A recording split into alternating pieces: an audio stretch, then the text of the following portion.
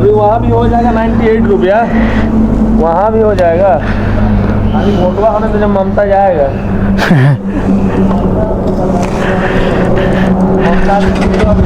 ও বাদ একদম ঠিক বলা। এত ঠান্ডা মানে কি বলবো, মানে কথা বলতে গেলেও কষ্ট হচ্ছে, মানে হাঁপিয়ে যাচ্ছি, প্রচুর প্রচুর ঠান্ডা লাগছে। দেখো পাহাড়টা এখান থেকেও দেখা যাচ্ছে কি সুন্দর লাগছে।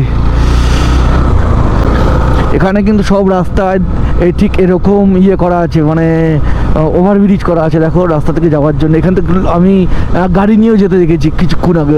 এই আমাদের বিউটি মানে রেড বিউটি ভালো সার্ভিস দিয়েছে আজকে, দারুণভাবে এসছে, কোনো অসুবিধা নেই, কোনো কিচ্ছু নেই, একদম মানে অসাধারণ চালিয়েছে, অসাধারণ। গুড মর্নিং গুরু, গুড মর্নিং।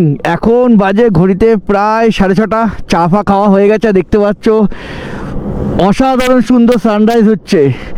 আর সামনেই পাহাড়, আর আমাদের রেড বিউটি সামনেই দাঁড়িয়ে আছে আমার, আর এদিকে সবাই রেডি হচ্ছে। তার কারণ আমরা এখনও 45 কিলোমিটার দূরে আছি আমাদের যে মন্দিরে যাব।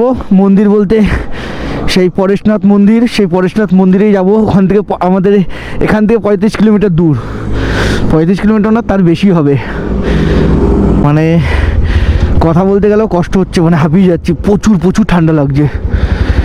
এত কিছু পরে আসার পরও তাও ঠান্ডা লাগছে। আমার তো ঠান্ডাতে ঘাড় ফাড় বড় ব্যথা হয়ে আছে। এতক্ষণ গাড়িটা রাজাদাই চালাচ্ছিল, আমি এই গাড়িটা ধরলাম, মানে হাতে নিলাম।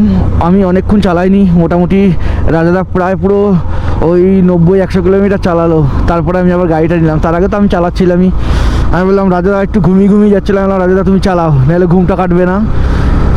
আর আমরা এখন এই রাস্তা ধরেই যাব আমাদের মন্দিরের দিকে। তার আগে আমরা মন্দিরের আগে একটা কোনো রুম মানে হোটেল যেটাকে বলে, একটা হোটেল খুঁজতে হবে আমাদের এখানে। একটুখানি মানে বাথরুম যাওয়ার আছে, তারপর মুখ হাত পা ধোবো অনেক। ওখানে গিয়ে কি মানে আমাদের জামা প্যান্টগুলো রাখতে হবে, তারপর লাগেজগুলো যেগুলো নিয়ে এসেছি ব্যাগ ফ্যাগগুলো সব রাখতে হবে। তা ওর জন্য একটা তো ঘর খুঁজতেই হয়, ওই ঘরে আমরা এখন থাকবো।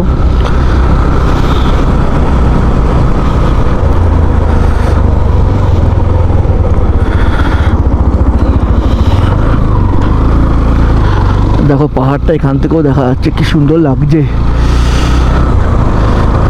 জানি না আজকে কুয়াশা মানে এই যে কুয়াশাগুলো আছে এগুলো যাবে কিনা, কখন যাবে, রোদ্দুরটা কখন উঠবে, নাহলে ভালো করে কিচ্ছু বোঝা যাবে না, দেখাও যাবে না। এখানে কিন্তু সব রাস্তায় এই ঠিক এরকম করা আছে, মানে ওভারব্রিজ করা আছে। দেখো রাস্তা থেকে যাওয়ার জন্য এখান থেকে আমি গাড়ি নিয়েও যেতে দেখেছি কিছুক্ষণ আগে। এই পার থেকে ওই পারে গাড়ি নিয়ে যাচ্ছে।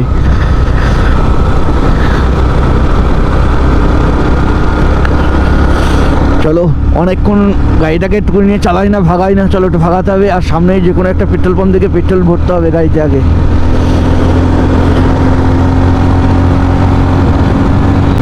আমাদের বিউটি মানে রেড বিউটি ভালো সার্ভিস দিয়েছে আজকে, দারুণভাবে এসছে, কোনো অসুবিধা নেই, কোনো কিচ্ছু নেই, একদম মানে অসাধারণ চালিয়েছে, অসাধারণ। আর এর তো সামনে পেট্রোল পাম্প আছে, মেন তেলটা ভরতে হবে, কিন্তু পেট্রোল পাম্প কি খোলা আছে সেটাই হলো দেখার বিষয়, না খোলা আছে। চলো দাদা তেলটা ভরে নি, হাত দেখাও, হাত দেখাও। চলো তেলটা ভরে নি এখান থেকে। চলো পেট্রোলটা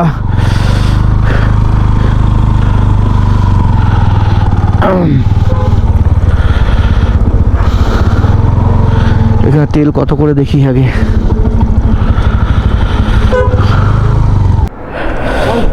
550 rupees। 550 rupees।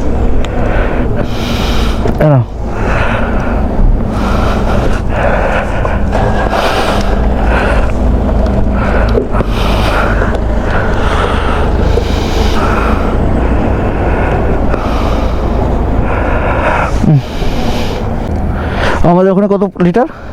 106, তাই তো?